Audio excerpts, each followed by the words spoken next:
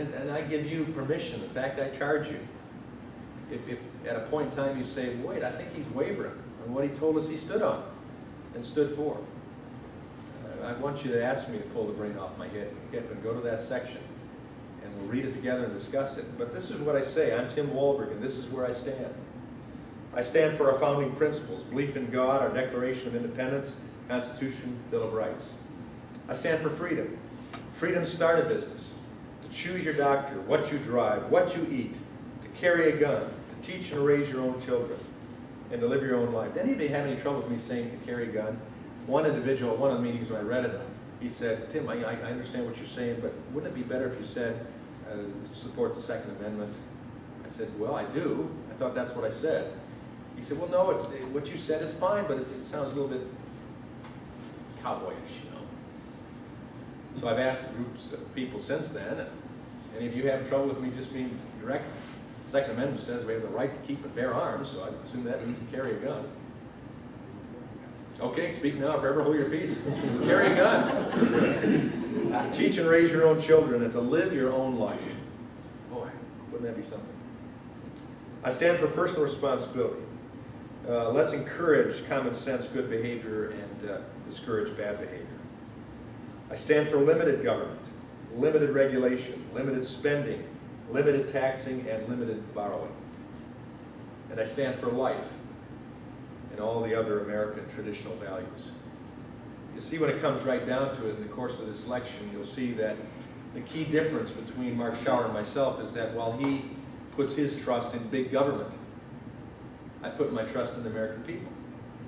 And sometimes we make mistakes. Last election, America made a mistake. I truly believe. No question. Not only in my race, but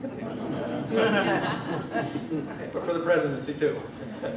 I'll give you that. But we turn it around. We've made mistakes before. Who did we get Reagan from? Carter. And so things can change. I'll put my trust in the American people. Because down deep, we are people that understand principles. Principles that are timeless. And we are people that understand that there is risk in life, but that risk also gives us the opportunity to succeed as well as fail. These are things that Americans have made part and parcel of our life, and what the rest of the world that looks on says is the uniqueness of America that encourages them to seek the opportunity that we have as well. Sue and I have three kids, 3 grandchildren. One of our kids, our daughter, is a missionary in Uganda, Kampala. So we've been watching the papers in the recent days. And several of her friends were victims and were killed in that bombing that went on. But we were over to visit her in November for Thanksgiving. And it was encouraging for me to speak to groups of members of Parliament and cabinet members, and then to several other university and lawyer groups. But one of the individuals in Parliament, Sebeliba Mutumba, and about 3 more names. They just add on names over there. But Sebeliba was a wonderful guy. Made him more wonderful because I found out he was a Reagan conservative. He had more Reagan quotes than I have.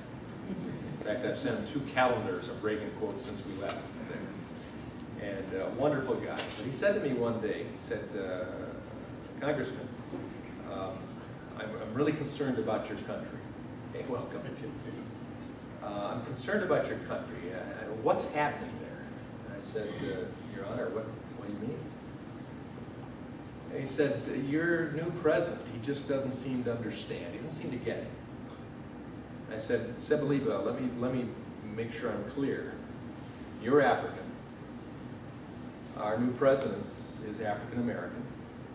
I'm a member of the Republican Party that was formed in my district, Jackson, Michigan, 1854, under the oaks at the corner of Franklin and 2nd Street.